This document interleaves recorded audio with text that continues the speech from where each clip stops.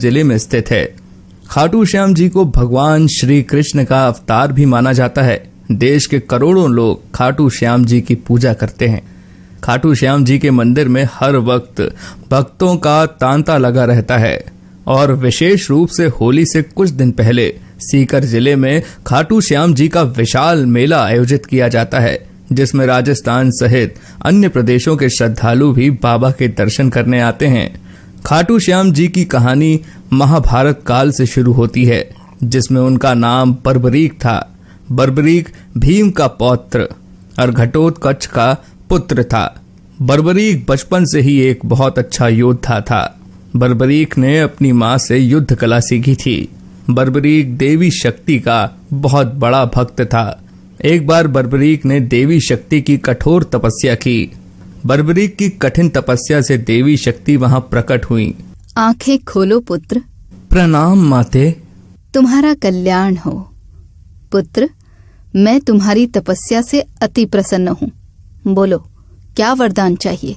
माते, आपने तो मुझे दर्शन देके ही कृतार्थ कर दिया। अब तो बस एक ही अभिलाषा है, आप अपना आशीर्वाद मुझ पर सदैव बनाए रखिए, जिससे मैं अपना संपूर्ण जीवन दीन दुखियों की सहायता करने में व्यतीत कर सकूं। माँ, तथास्तु। तुम सदा दुर्बलों का सहारा बनोगे। मैं तुम्हें ऐसी शक्ति प्रदान करूंगी जो तीनों लोकों में किसी के पास नहीं है। पर याद रहे, तुम्हें इन शक्तियों का दुरुपयोग नहीं करना है। भगवती शक्ति ने बर्बरीक को 3 दिव्य बाण वरदान स्वरूप दिए। वे बाण अपने लक्ष्य को भेद कर वापस लौट जाते थे। इसी वजह से बर्बरीक अजय हो गया। बर्बरीक अपनी माता के पास पहुंचा और देवी शक्ति के दिए हुए वरदान के बारे में उन्हें बताया। माँ, मैं भी कौरव पांडव के युद्ध में जाना चाहता हूँ। मेरे युद्ध में जाने की बहुत इच्छा है। माँ। पुत्र बर्बरीक, मैं जानती हूँ तुम एक महान योद्धा हो, इसीलिए मैं तुम्हें रोकूंगी नहीं। पर मुझे वचन दो कि तुम्हारे का सहारा बनोगे। तुम युद्ध में हारने वाले की तरफ से ही लड़ोगे। मैं आपको वचन देता हूँ माँ कि मैं युद्ध में हारने वाले की ही तरफ से लड़ाई करूंगा। अपनी माँ को वचन देकर बर्बरीक ने घोड़ी पर सवार होकर और देवी शक्ति के दिए हुए 3 बाणों को लेकर रवाना हो गया।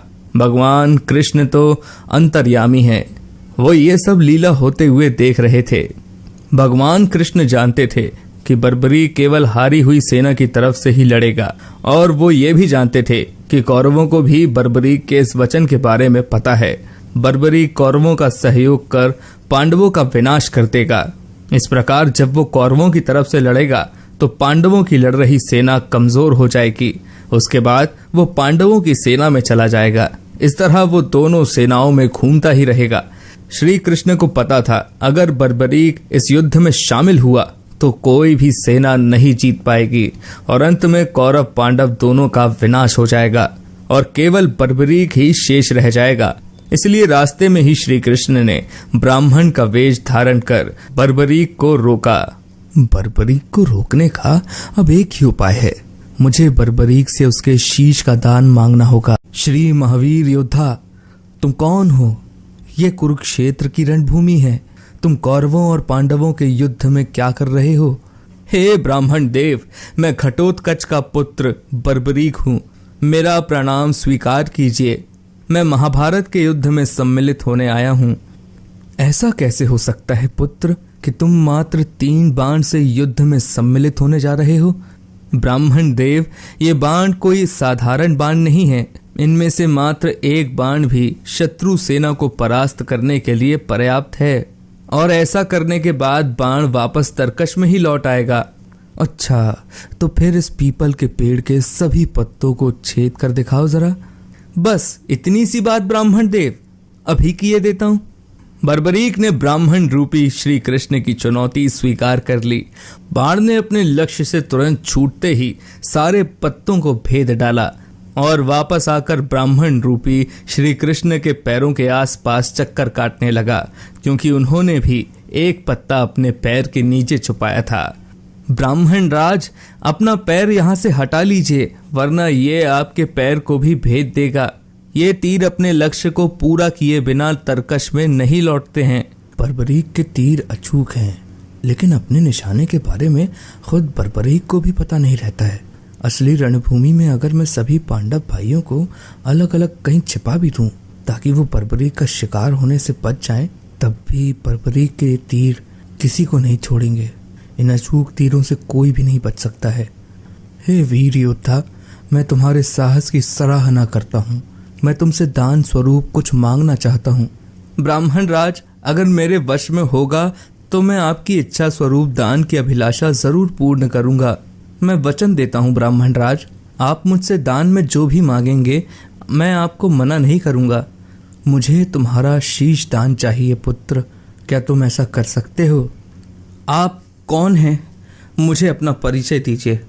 आप मुझे ब्राह्मण नहीं दिखाई देते, कृपया करके मुझे अपने वास्तविक रूप से अवगत कीजिए।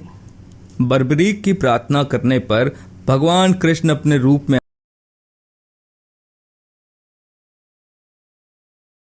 के युद्ध में क्या कर रहे हो? हे ब्राह्मण देव, मैं घटोत्कच का पुत्र बर्बरीक हूँ, मेरा प्रणाम स्वीकार कीजिए। मैं महाभारत के युद्ध में सम्मिलित होने आया हूँ। ऐसा कैसे हो सकता है पुत्र कि तुम मात्र 3 बाण से युद्ध में सम्मिलित होने जा रहे हो? ब्राह्मण देव, ये बाण कोई साधारण बाण नहीं है। इनमें से मात्र एक बाण भी शत्रु सेना को परास्त करने के लिए पर्याप्त है, और ऐसा करने के बाद बाण वापस तरकश में ही लौट आएगा। अच्छा, तो फिर इस पीपल के पेड़ के सभी पत्तों को छेद कर दिखाओ जरा। बस इतनी सी बात ब्राह्मण देव, अभी किए देता हूं। बर्बरीक ने ब्राह्मण रूपी श्री कृष्ण की चुनौती स्वीकार कर ली। बाण ने अपने लक्ष्य से तुरंत छूटते ही सारे पत्तों को भेद डाला और वापस आकर ब्राह्मण रूपी श्री कृष्ण के पैरों के आसपास चक्कर काटने लगा, क्योंकि उन्होंने भी एक पत्ता अपने पैर के नीचे छुपाया था। ब्राह्मण राज, अपना पैर यहाँ से हटा लीजिए, वरना ये आपके पैर को भी भेद देगा। ये तीर अपने लक्ष्य को पूरा किए बिना तरकश में नहीं लौटते हैं। बर्बरीक के तीर अचूक हैं, लेकिन अपने निशाने के बारे में खुद बर्बरीक को भी पता नहीं रहता है। असली रणभूमि में अगर मैं सभी पांडव भाइयों को अलग अलग कहीं छिपा भी दूं ताकि वो बर्बरीक का शिकार होने से बच जाएं, तब भी बर्बरीक के तीर किसी को नहीं छोड़ेंगे। इन अचूक तीरों से कोई भी नहीं बच सकता है। हे वीर योद्धा, मैं तुम्हारे साहस की सराहना करता हूँ। मैं तुमसे दान स्वरूप कुछ मांगना चाहता हूँ। ब्राह्मण राज, अगर मेरे वश में होगा तो मैं आपकी इच्छा स्वरूप दान की अभिलाषा जरूर पूर्ण करूंगा। मैं वचन देता हूँ ब्राह्मण राज, आप मुझसे दान में जो भी मांगेंगे मैं आपको मना नहीं करूंगा। मुझे तुम्हारा शीश दान चाहिए पुत्र, क्या तुम ऐसा कर सकते हो? आप कौन हैं? मुझे अपना परिचय दीजिए। आप मुझे ब्राह्मण नहीं दिखाई देते, कृपया करके मुझे अपने वास्तविक रूप से अवगत कीजिए। बर्बरीक की प्रार्थना करने पर भगवान कृष्ण अपने रूप में आ जाते हैं। बर्बरीक उन्हें प्रणाम करता है। वासुदेव कृष्ण, आप स्वयं मेरे शीश दान की अभिलाषा हेतु आए हैं। बर्बरीक, युद्ध भूमि की पूजा के लिए एक वीर वर क्षत्रिय के शीश दान की आवश्यकता होती है, और तुम महावीर महायोद्धा हो, अतएव मैं तुमसे शीश दान मांगता हूँ। हे वासुदेव कृष्ण, मैं आपको अपना शीश अवश्य दूंगा, पर मेरी 2 इच्छाएं हैं। पहला ये कि मेरी देह को आप स्वयं अग्नि देंगे, और दूसरी इच्छा ये है कि मैं अंत तक इस युद्ध को देखना चाहता हूँ। ऐसा ही होगा वीर शीश दानी बर्बरीक। कलयुग में लोग तुम्हें हारे हुए का सहारा बोलेंगे, तुम्हें श्याम नाम से पुकारेंगे। मेरे नाम से ही तुम्हारी कलयुग में पूजा की जाएगी। कलयुग में खाटू श्याम नाम से तुम्हारी पूजा होगी। फाल्गुन माह की द्वादशी को बर्बरीक ने अपने शीश का दान दिया। बर्बरीक को ब्रह्मा जी ने एक श्राप दिया था, जिसके मुताबिक उनकी मृत्यु पृथ्वी लोक पर भगवान कृष्ण के ही हाथों होगी, तभी वो श्राप से मुक्त हो पाएंगे। बर्बरीक का सर युद्ध भूमि के समीप ही एक पहाड़ी पर सुशोभित किया गया, जहां से बर्बरीक ने महाभारत का संपूर्ण युद्ध देखा। युद्ध की समाप्ति पर पांडवों में आपसी बहस होने लगी कि युद्ध में विजय का श्रेय किसको जाता है। इस पर श्री कृष्ण बोले, तुम सबको आपस में विवाद में पड़ने की कोई आवश्यकता नहीं है। बर्बरीक का शीश संपूर्ण युद्ध का साक्षी है, अतः उससे बेहतर निर्णायक भला कौन हो सकता है। ठीक है वासुदेव, फिर हम इस निर्णय को जानने के लिए बर्बरीक के पास ही चलते हैं। पौत्र बर्बरीक, तुमने तो युद्ध को बहुत ध्यान से देखा है, क्या तुम बता सकते हो हम सब वीरों में से इस युद्ध को जीतने का श्रेय किसे जाता है? श्री कृष्ण ने ही इस युद्ध में विजय प्राप्त कराने में सबसे महान कार्य किया है। उनकी शिक्षा, उनकी उपस्थिति, उनकी युद्ध नीति निर्णायक थी। मुझे तो युद्ध भूमि में सिर्फ वासुदेव कृष्ण का सुदर्शन चक्र घूमता हुआ दिखाई दे रहा था, जो कि शत्रु सेना को काट रहा था। इस धर्म युद्ध को जीतने का संपूर्ण श्रेय भगवान श्री कृष्ण को ही जाता है। वीर बर्बरीक, तुम धन्य हो, तुमने बिल्कुल सही निष्कर्ष दिया है। इसके पश्चात सभी पांडव बर्बरीक के निर्णय की सराहना करते हैं और भगवान कृष्ण से क्षमा मांगते हैं, क्योंकि वो जानते थे यदि स्वयं वासुदेव न होते तो ये धर्म युद्ध जीतना असंभव था।